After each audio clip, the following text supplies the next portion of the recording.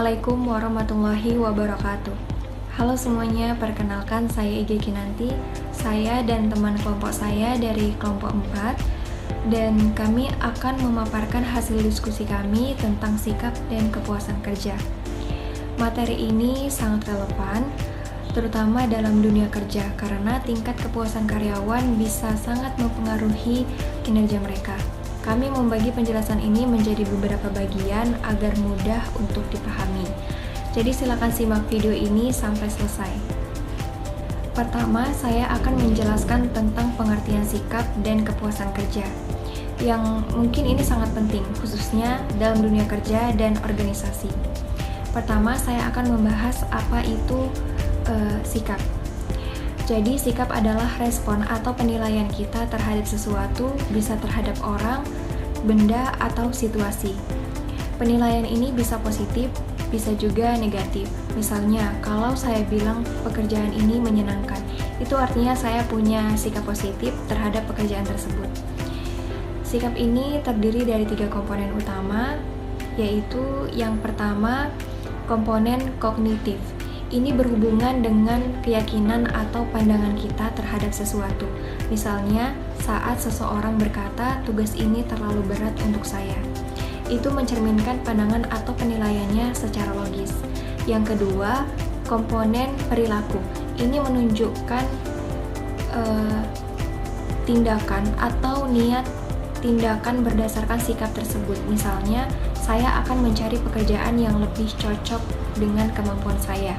Artinya, sikap dan perasaan tadi muncul niat untuk bertindak. Yang ketiga, komponen afektif. Ini lebih ke perasaan atau emosi kita terhadap sesuatu. Contohnya, saya kesal karena tugasnya numpuk terus. Jadi, perasaan kesal itu adalah bagian dari sikap tersebut. Lanjut ke kepuasan kerja. Secara umum, kepuasan kerja adalah perasaan positif terhadap pekerjaan yang muncul dari hasil penilaian kita terhadap berbagai aspek dan pekerjaan itu. Jadi, kepuasan kerja bukan hanya soal gaji, tapi apakah kita nyaman di tempat kita kerja, apakah kita merasa memiliki hubungan yang baik dengan karyawan yang lainnya, dan juga apakah kita merasa berkembang dan termotivasi di tempat kita kerja. Dan ada juga beberapa pendapat dari beberapa ahli, yaitu menurut Robbins 2006 menyebut bahwa kepuasan kerja adalah sikap individu terhadap pekerjaannya. Sedangkan menurut Umar 2005, kepuasan kerja adalah penilaian dari perasaan pekerja terhadap pekerjaannya secara keseluruhan. Jadi, setiap orang bisa punya tingkat kepuasan yang berbeda-beda, tergantung dari harapan dan pengalaman mereka di tempat kerja. Sekarang, bagaimana cara kita tahu apakah seseorang itu puas dengan pekerjaannya atau tidak? Ada 2 metode yang sering dipakai. Yang pertama, penilaian metode tunggal. Metode ini sangat sederhana. Seseorang hanya ditanya satu pertanyaan, seperti seberapa puas Anda dengan pekerjaan Anda secara keseluruhan. Jawabannya pakai skala, misalnya dari 1 sampai 5, meskipun simpel tapi bisa memberikan gambaran umum. Yang kedua, skor penjualan atau summation score. Metode ini lebih mendalam, kita minta responden menilai beberapa aspek. Setiap aspek dinilai lalu dijumlahkan dan dianalisis. Hasilnya bisa membantu perusahaan untuk melihat di bagian mana karyawan merasa puas dan bagian mana yang harus diperbaiki. Contoh pertanyaannya misalnya, apakah Anda puas dengan feedback yang diberikan perusahaan, atau apakah Anda merasa punya kesempatan berkembang di tempat kerja ini? Jadi kesimpulannya, sikap adalah gabungan dari pikiran, perasaan, dan kecenderungan untuk bertindak terhadap sesuatu. Sementara itu, kepuasan kerja adalah perasaan positif terhadap pekerjaan yang sangat dipengaruhi oleh sikap dan juga faktor lingkungan kerja. Dengan memahami sikap dan kepuasan kerja, perusahaan bisa menciptakan lingkungan yang lebih mendukung dan membuat karyawan merasa betah serta dapat menambah motivasi. Itu saja penjelasan dari saya, semoga bermanfaat untuk kita semua. Sekian dan terima kasih. Pernah nggak kalian merasa sikap seseorang di tempat kerja itu beda banget sama tindakannya? Nah, di sini kita akan membahas hubungan antara sikap dan perilaku. Sikap itu ibarat fondasi, berupa keyakinan, perasaan, dan kecenderungan seseorang terhadap sesuatu. Tapi apakah sikap ini selalu sejalan dengan perilaku? Ternyata tidak selalu. Di akhir tahun 60-an, banyak penelitian menunjukkan bahwa hubungan antara sikap dan perilaku itu lemah, bahkan kadang tidak nyambung sama sekali. Misalnya seseorang bilang dia nggak suka mobil Prancis, tapi tiba-tiba memuji Renault karena diberikan oleh ayahnya. Nah, fenomena seperti ini disebut disonansi kognitif oleh Leon Festinger. Disonansi kognitif adalah ketidaksesuaian antara sikap dan perilaku. Untuk meredakannya, seseorang bisa saja mengubah sikapnya agar sesuai dengan apa yang mereka lakukan. Ini menunjukkan bahwa dalam banyak kasus, perilaku bisa memengaruhi sikap, bukan sebaliknya.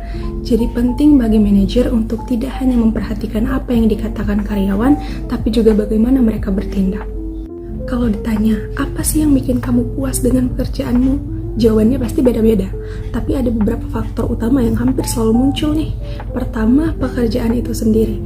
Pekerjaan yang menantang, variatif, memberi pelatihan, dan ruang untuk berkembang. Itu cenderung bikin karyawan puas. Kedua, hubungan sosial di tempat kerja. Lingkungan yang suportif, ada kerja sama tim yang baik, dan saling mendukung itu ngaruh banget ke tingkat kepuasan. Yang ketiga, gaji dan kesempatan promosi. Meski uang bukan segalanya, tapi tetap jadi motivasi penting. Tapi menariknya, ada juga orang yang rela pindah pekerjaan dengan gaji lebih rendah asal lebih bahagia. Keempat, kepribadian. Orang yang punya pandangan positif tentang dirinya sendiri cenderung lebih puas dengan pekerjaannya dibanding yang cenderung negatif. Jadi, kepuasan kerja bukan cuma soal apa pekerjaannya, tapi juga bagaimana lingkungan dan kondisi kerja itu dirasakan oleh si pekerja. Oke, saya akan menjelaskan sikap kerja utama yang mempengaruhi karyawan meliputi kepuasan kerja, keterlibatan kerja, komitmen organisasi, dukungan organisasi, dan keterlibatan karyawan itu sendiri. Nah, kepuasan kerja dipengaruhi oleh kondisi kerja dan kepribadian. Sementara organisasi terdiri dari komitmen yang efektif atau emosional, berkelanjutan atau ekonomi, dan normatif atau moral. Dukungan organisasi yang dirasakan menunjukkan perhatian organisasi terhadap kontribusi dan kesejahteraan karyawan, dan keterlibatan karyawan berfokus pada antusiasme serta partisipasi aktif dalam pekerjaan. Nah, selanjutnya saya akan menjelaskan dampak dari kepuasan dan ketidakpuasan kerja meliputi berbagai respons. Yang pertama, keluar atau turnover, suara atau perbaikan kondisi, loyalitas, dan pengabaian. Nah, karyawan yang puas cenderung lebih produktif, membantu rekan kerja contohnya, meningkatkan kepuasan pelanggan, memiliki tingkat ketidakhadiran dan turnover yang rendah, serta menunjukkan perilaku yang positif. Sebaliknya, ketidakpuasan kerja dapat memicu perilaku yang menyimpang di tempat kerja. Contohnya, keterbalikan dari hal-hal yang saya bilang tadi. Selain itu, manajer sering kurang memahami tingkat kepuasan karyawan nih, bahkan terkadang melebih-lebihkan kondisi yang ada. Oleh karena itu, penting bagi manajemen untuk secara aktif memantau dan meningkatkan kepuasan kerja guna menciptakan lingkungan kerja yang sangat sehat dan produktif. Selanjutnya akan dijelaskan oleh teman saya. Terdapat penelitian yang dikerjakan oleh seorang profesional di Universitas Columbia, New York, yang menghabiskan 1 tahun mengidentifikasi dunia bekerja ekstrim dengan melakukan 2 survei terhadap para profesional berpenghasilan tinggi, satu di perusahaan multinasional besar di Eropa, India, dan Tiongkok, serta satu lagi di Amerika Serikat. Dia mengidentifikasi pekerjaan ekstrim sebagai pekerjaan yang memerlukan setidaknya 60 jam seminggu dan setidaknya memiliki beberapa karakteristik sebagai berikut. Yang pertama, ada kehadiran fisik di kantor minimal 10 jam sehari. Yang kedua, tanggal waktu yang ketat dan langkah yang cepat. Yang ketiga, ada alur pekerjaan yang tidak diprediksi. Yang keempat, ada tanggung jawab yang berlebihan. Dan yang kelima, jumlah perjalanan yang besar. Yang ketujuh, ada ketersediaan 24/7 untuk klien. Yang kedelapan, ada tanggung jawab atas untung dan rugi. Dan yang kesembilan, ada tanggung jawab untuk mendampingan dan perekrutan. Dapat disimpulkan dari permasalahan tersebut adalah dari penelitian yang telah dilakukan memang masih sangat banyak pekerjaan ekstrim yang bekerja dalam waktu 60 jam seminggu, atau lebih tepatnya berangkat jam 7 pagi dan kembali pada jam 9 malam. Meski hal tersebut terlihat seperti permasalahan yang serius, namun realitanya dari penelitian tersebut menyimpulkan bahwa pekerjaan ekstrim sangatlah menarik. Pekerjaan dengan intensitas yang tinggi membuat orang lebih fokus dan menjadikan beberapa berpikir secara out of the box, di mana mereka secara tidak sadar maupun secara sadar dapat mengeluarkan kreativitas pekerja mereka. Namun hal tersebut tetap ada harga yang harus dibayar, karena sangat berdampak kepada kehidupan pribadi mereka, apalagi untuk mereka yang telah berkeluarga. Menjadi hubungan mereka dengan masalah pasangan dan anak-anak menjadi buruk karena waktu hidupnya dihabiskan untuk melakukan pekerjaan. Maka banyak kasus di mana wanita yang terjun ke pekerjaan ekstrim memilih untuk meninggalkan pekerjaannya di saat mereka sudah berkeluarga. Jadi, solusi yang dapat kami berikan untuk permasalahan tersebut adalah memilih pekerjaan sesuai kondisi dan kemampuan diri. Karena jika seseorang memilih untuk terjun ke pekerjaan yang memiliki intensitas tinggi tanpa persiapan mental yang tinggi, dapat membuat diri mereka menjadi stres, hingga yang fatal memilih untuk membunuh diri seperti yang banyak terjadi di Jepang dan di Korea. Hal tersebut karena mereka memiliki perasaan negatif atau evaluasi pekerjaan yang mereka jalani hingga munculnya ketidakpuasan bekerja. Karena faktanya banyak orang yang dimana mereka melakukan hal tersebut dikarenakan memang karena tuntutan hidup yang tinggi membuat mereka rela melakukan pekerjaan dan intensitas tinggi yang tentunya memiliki penghasilan yang tinggi juga. Ada juga orang yang memilih pekerjaan tersebut untuk dikarenakan mereka memang menyukainya pekerjaan tersebut, sehingga mereka memiliki perasaan positif atas evaluasi pekerjaan mereka hingga kepuasan kerja pun tercapai. Dapat kita simpulkan adalah sikap adalah pernyataan-pernyataan evaluatif baik attitude, menyenangkan maupun tidak menyenangkan mengenai objek, orang, atau peristiwa.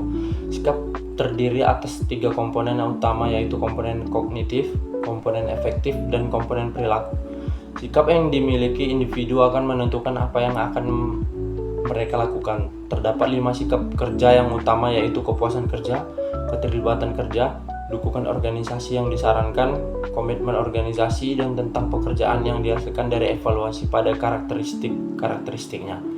Terdapat 5 faktor yang mempengaruhi kepuasan kerja, yaitu kedudukan atau posisi, pangkat atau golongan, usia, jaminan sosial dan finansial, serta mutu pengawasan, dan terdapat 4 respon pekerjaan terhadap kepuasan atas ketidakpuasan kerja, yaitu menyatakan pendapat, kesetiaan, dan pengabaian. Terima kasih.